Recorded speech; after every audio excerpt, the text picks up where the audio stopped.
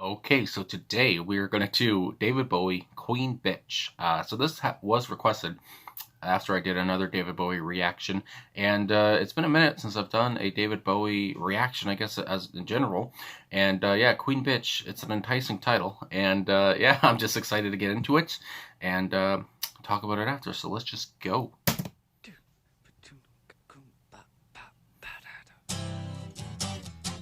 All right.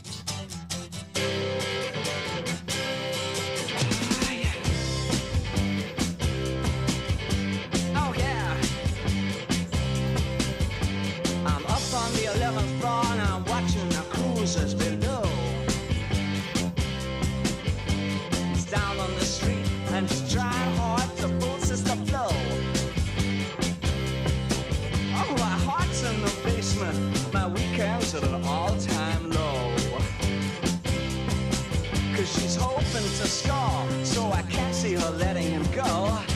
Walk out of her heart, walk out of her mind. Oh, not her. She's so swishy in her satin and tan, in her rock gold and bibbity bobbity hat. Oh God, I could do better than that. Oh yeah. She's an old-time ambassador, sweet talking, night walking games.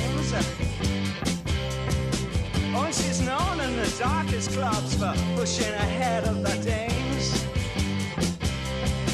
If she says she can't do it, then she can't do it. She don't make false claims. But she's a queen, and such a queen that your laughter is sucked in the brains. Now she's leading them on, and she'll lay it right down. Yes, she's leading them on, and she'll lay it right down. But it could have been me, yes, it could have been me. Why didn't I say, why didn't I say? Now, she's so swishy in her satin and tan, in her rock gold and bibbity bobbity hat. Oh God, I could do better than that.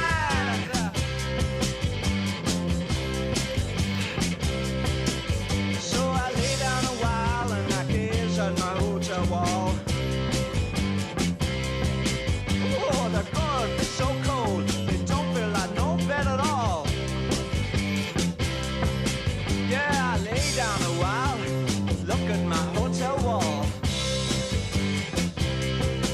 And he's down on the street, so I throw both his bags down the hall. And I'm phoning a cab, cause my stomach feels small. There's a taste in my mouth, and it don't taste at all. It could have been me, oh yeah, it could have been me. Why didn't I say, why didn't I say? No, no, no, she's so swishy in her satin and tan, in her rock gold and bibbity bobbity hat. Oh God, I could do better than that. You betcha. Oh yeah. Uh-huh.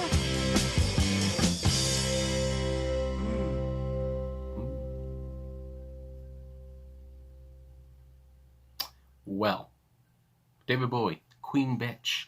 That song was. I mean, okay. So I have to say off the top.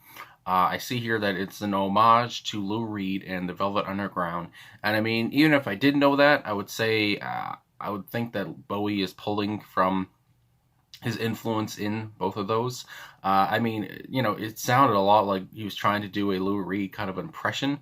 Uh, and also, which is, I didn't hate it. I liked it a lot. And yeah, I just really liked just his cadence. You know, Lou Reed's cadence, just that nonchalant, kind of simple way of like singing, but he's also kind of talking.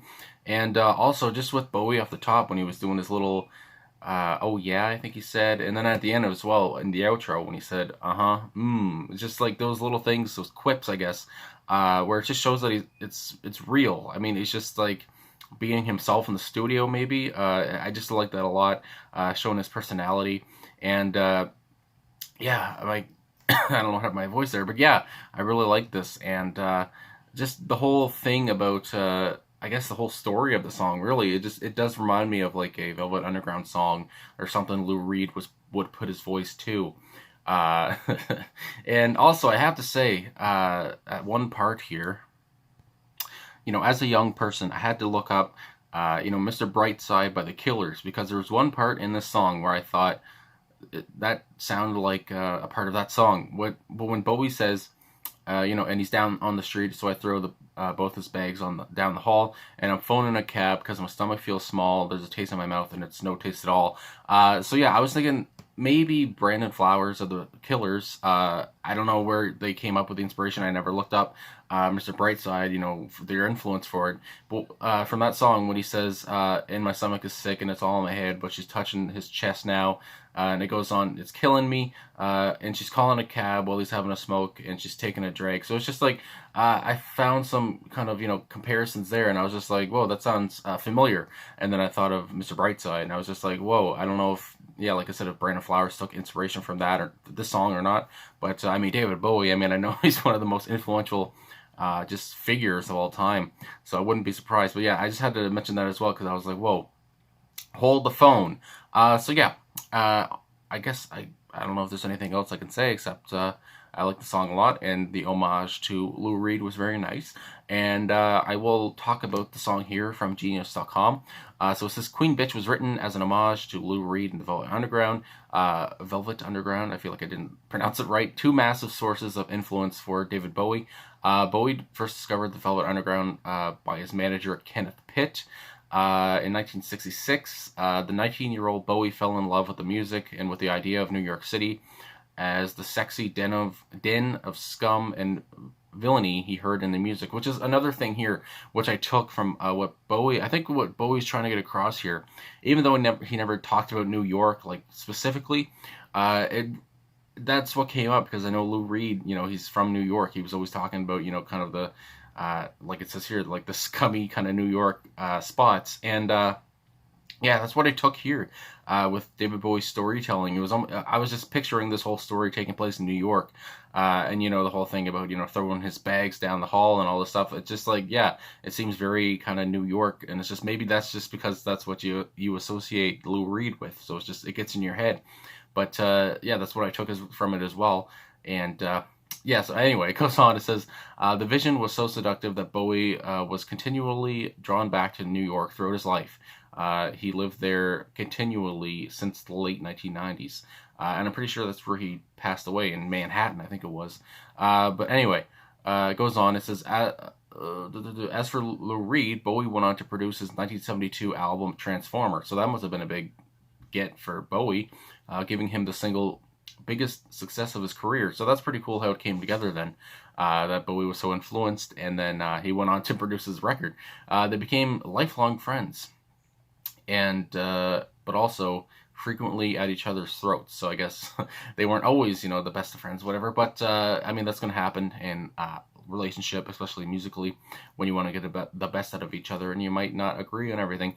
Bowie and Lou Reed eventually performed Queen Bitch together for Bowie's 1997 birthday concert in Madison Square Garden. Bowie has also performed the song with Arcade Fire, which is another band that has been requested.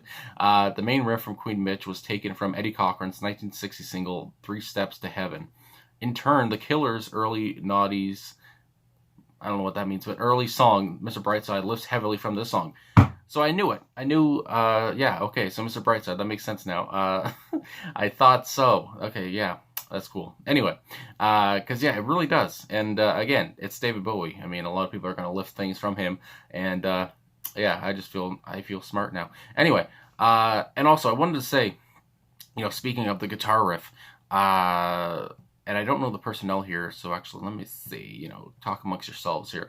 Lead guitar was Mick Ronson, of course it was. Acoustic guitar was David Bowie, and then bass, Trevor Bolder, and then drums, Mick Woodmansey. But when the chorus was going on in my left ear, but then there was a guitar kind of solo going on in my right ear, and that's what I took away as well when he was saying, she's so swishy in her satin and tat, and her frock coat and bipperty bopperty hat. I just love the lyricism here as well. It's just so kind of fun. The song was fun, and it's just a jumpy song. It's just, I don't know, it's like a song you can just, vibe to, as the kids say. And yeah, it's just right there, like I was saying, there's like a guitar kind of riff solo going on, and it's just a tasteful song altogether. And also, I guess there is some annotations for the song from some of the lyrics here. So it's just like when it says he's down on the street and he's trying hard to pull Sister Flo. So it says David's former lover is proposition and a transvestite, the queen bitch of the song's title. So there it is right there. I just love, again, and I love how he never says queen bitch in the song. He does say queen, but he never says queen bitch. And I just love how they probably came to get the title for the song. And what a, I mean, it was 1970s, what was this, or maybe 60s? 1971 when this was released. So I'm sure, a lot of radio stations didn't really want to, play this. And even today, I mean, you can't really swear anymore on the radio, or you never really could. Even though he doesn't, but I mean, the song title alone probably, turned away some DJs or whatever, which is cool. Anyway, it goes on, because she's hoping to score. So the score is a euphemism which could be used here to refer as buying drugs or successfully proposition a John, a prostitute's client. So yeah, again, prostitution here, and something that was so important to many Lou Reed lyrics, which, again, the imagery here. I just love the imagery that Lou Reed could create, and the imagery here that David Bowie is doing his best to create as well. And it's just, again, it's just a good, cool song, a very great homage. And I think he really did very well. And I mean, I don't think David Bowie needs me to say he did a very good job here. I think it's, shown in his career. Anyway, yeah, I guess that's pretty much it.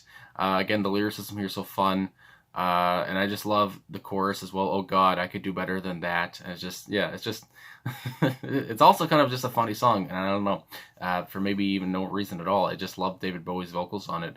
And yeah, and it's cool to see that Mr. Brightside was taking a lot from this, and like I thought. Anyway, I guess that's about it. I don't want to go on for too much longer, because basically the whole point here is it's a tribute to Lou Reed and the Velvet Underground, and also that they took the guitar riff from Eddie Cochran's Three Steps to Heaven. And I do want to also say, because I do see here, this is Bowie's tribute, well, like I said, whatever, imitates the New York sound. Hunky Dory contains 3 tribute songs penned by Bowie for his idols Bob Dylan and Andy Warhol, and of course Lou Reed. And I want to say as well, Bob Dylan, I mean, I would say there's, consistencies between Dylan and Reed's voices. I mean, there's just that cadence, like I said, that nonchalant, kind of simple voice, almost not even singing, more like talking. And I think Bowie really nailed it here with that cadence. And you can just really tell, I mean, that Bob Dylan is an influence as well. And yeah, I just wanted to say that as well, because I saw on Song Facts that was sticking out at me. Anyway, that's it, I guess I could say. Thanks for watching. Thanks for liking, subscribing, commenting. Really appreciate all the support. And I will talk to you guys again soon.